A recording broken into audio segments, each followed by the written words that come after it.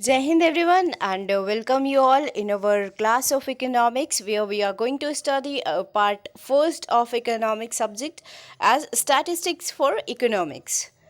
So proceeding towards this, we had started second unit of our statistics, that is collection,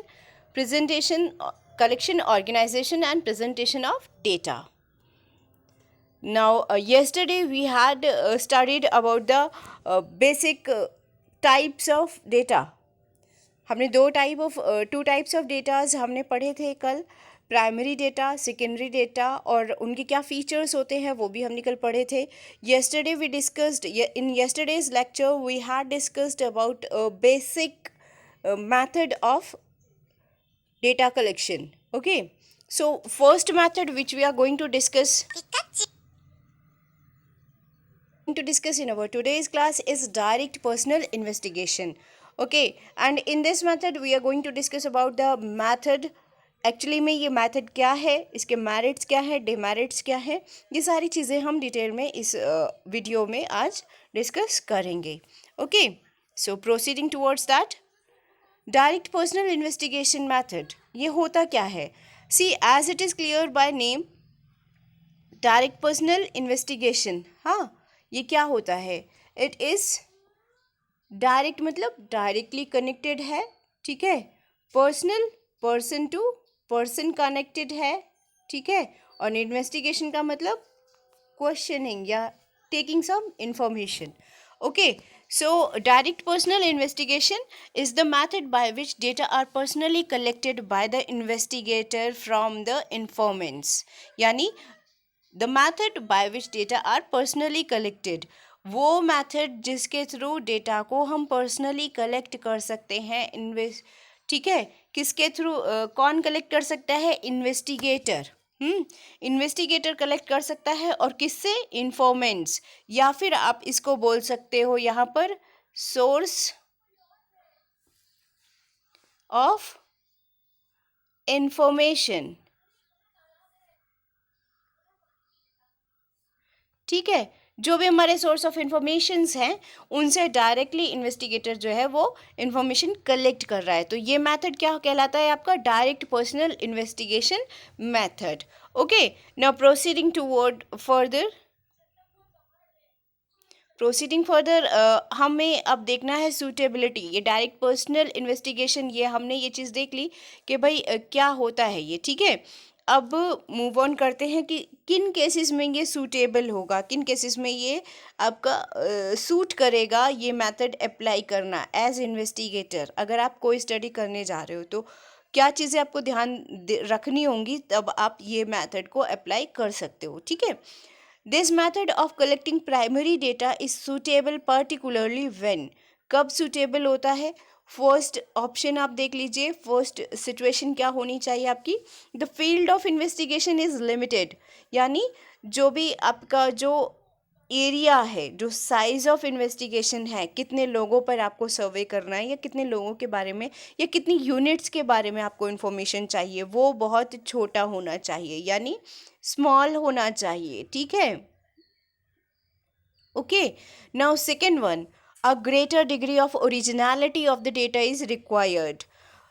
degree of originality चाहिए data में, यानी जहाँ पर हमको ऐसे केसेस या ऐसे सर्वेस जिनमें हमको एकदम ओरिजिनल डेटा चाहिए, पिछले डेटा को हम रिवाइव करके यूज़ नहीं कर सकते हैं, जहाँ पर कि डेटा बहुत जल्दी जल्दी चेंज होता रहता है. तो इसलिए हमें ओरिजिनली उन्हीं डेटा को जो कि जो रियल सोर्स ऑफ इंफॉर्मेशन है वहीं से हमें डेटा कलेक्ट करना होगा, तब हम इस मेथड को अप्लाई कर सकते हैं. थर्ड केस क्या है आपका. Information is kept to be secret. यहाँ पर क्या, इन्फॉर्मेशन को आप सीक्रेट रख सकते हो, मतलब जहाँ पर इतना सीक्रेट कोई आपने सुना होगा ना कि सीक्रेट मिशन पर जा रहे हैं, तो वो सीक्रेट इन्फॉर्मेशन अगर आपको कलेक्ट करनी है तो फॉर श्योर आपको खुद से ही कलेक्ट करना होगा. अगर आप उसमें किसी और को या किसी और मेथड को इन्वॉल्व कर रहे हैं तो इनडायरेक्ट मेथड जैसे ही आप इन्वॉल्व करोगे वैसे ही वहाँ पर और लोगों का इन्वॉल्वमेंट हो जाएगा, जिसकी वजह से वो सीक्रेसी जो है डिस्टर्ब हो सकती है. ठीक है, फोर्थ वन आ गया आपका, accuracy of data is of great significance. यानी जहाँ पर एक्यूरेसी ऑफ डेटा जो है वो क्या है, बहुत ज़्यादा इम्पॉर्टेंट है। सही होना चाहिए, गलत हो गया तो उसके बेसिस पर रिज़ल्ट पूरा गलत हो जाएगा, कंक्लूजन रॉन्ग हो जाएगा, और फिर उन रॉन्ग कंक्लूजन के साथ बनी हुई पॉलिसीज़ या लिए हुए डिसीजंस जो हैं वो हमें बहुत ज़्यादा लॉस करवा सकते हैं। तो इसलिए हमें एकदम एक्यूरेट डेटा चाहिए। इन सभी केसेस में हमें क्या करना होगा, इन सभी केसेस में हमें डायरेक्ट पर्सनल इन्वेस्टिगेशन मेथड को अप्लाई करना होगा। Okay, so this is the suitability case of direct personal investigation method. Now proceeding further, आगे हम देखेंगे मेरिट्स और demerits direct personal investigation method के। डायरेक्ट पर्सनल इन्वेस्टिगेशन मेथड के मेरिट्स क्या है, पहले आप वो देख लीजिए, then we will go on the demerits. First merit यानी उसका एडवांटेज क्या है, फर्स्ट एडवांटेज है आपका ओरिजिनलिटी। ओरिजिनलिटी मीन्स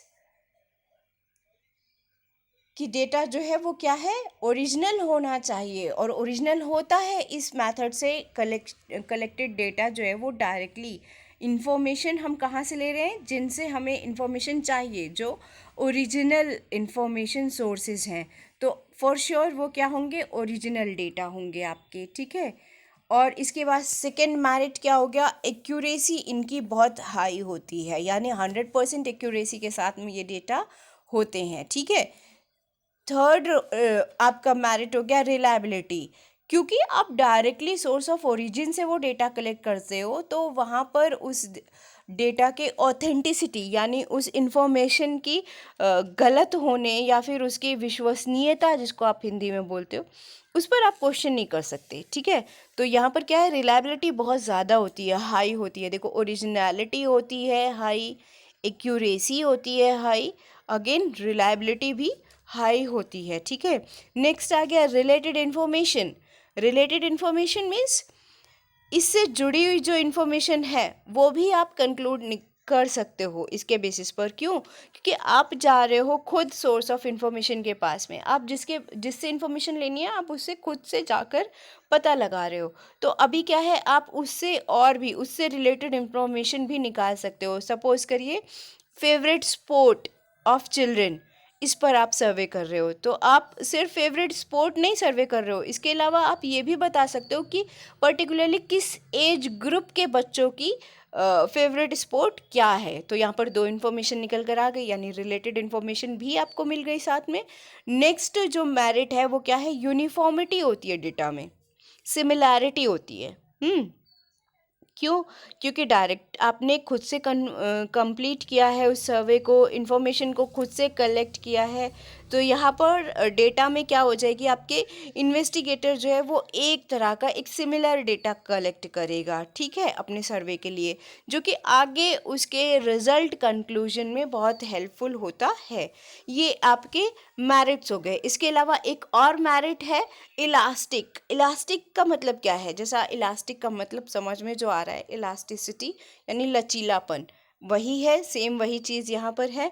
ये डेटा जो है वो बिल्कुल इलास्टिक होता है। क्यों? क्योंकि ओरिजिनली कलेक्टेड होता है, फर्स्ट हैंड इंफॉर्मेशन होती है, और इसलिए यहाँ पर जो है आप उसके बेसिस पर जो अदर इन्फॉर्मेशन है उसको मिक्स ऑन करते हुए आप उसके बेसिस पर अलग अलग और कंक्लूजन्स भी निकाल सकते हो, ठीक है। तो इलास्टिसिटी होती है इस डेटा में, इसको मॉडिफाई किया जा सकता है आगे, ठीक।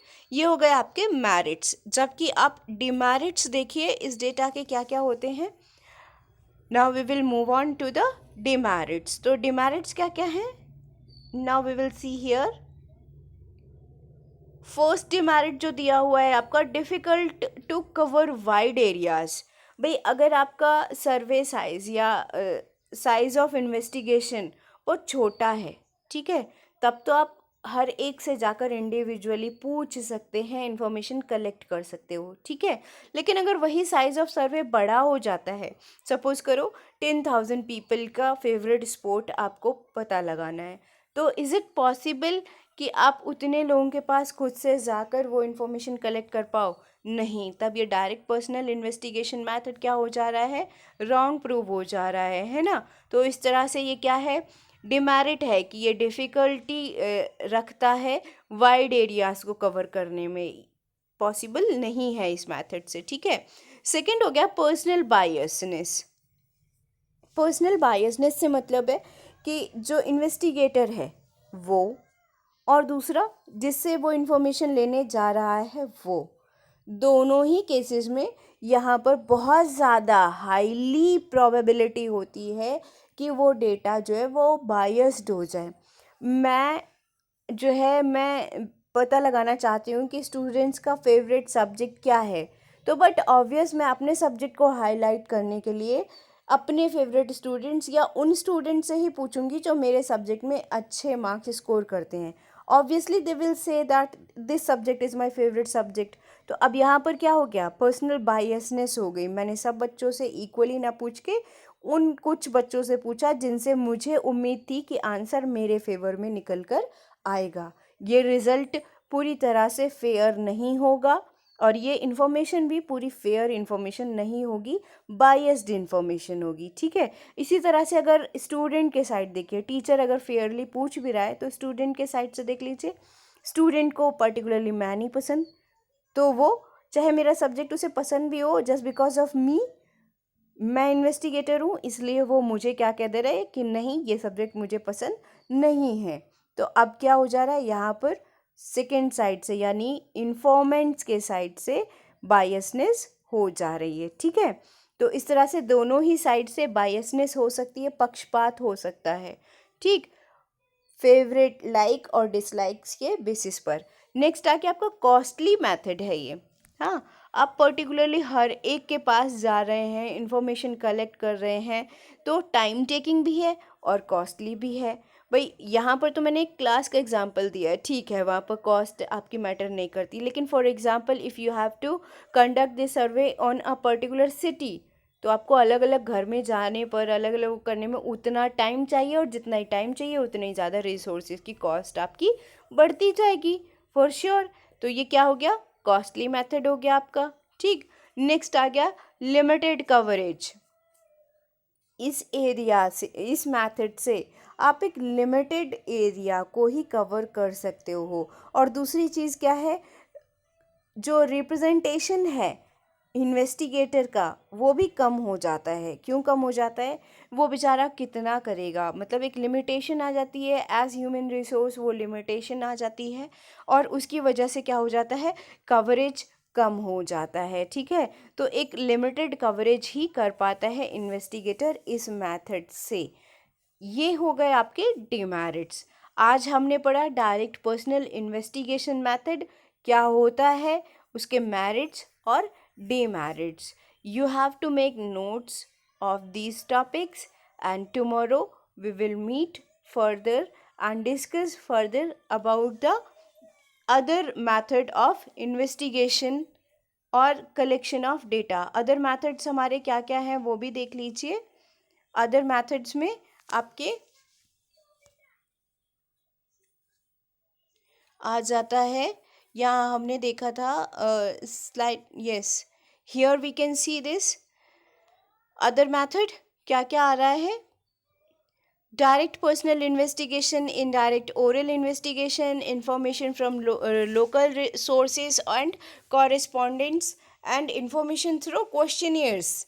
तो ये सारे आपके क्या है, ये आपके मोड्स ऑफ डेटा कलेक्शन है। One by one we will discuss every method, क्या होता है, उसके मेरिट, डिमेरिट और उसके सूटेबिलिटी केसेस, ये सब हम डिस्कस करेंगे। आज हमने क्या डिस्कस किया है, आज हमने सिर्फ direct personal investigation method discuss किया है। Tomorrow we will proceed further towards indirect oral investigation.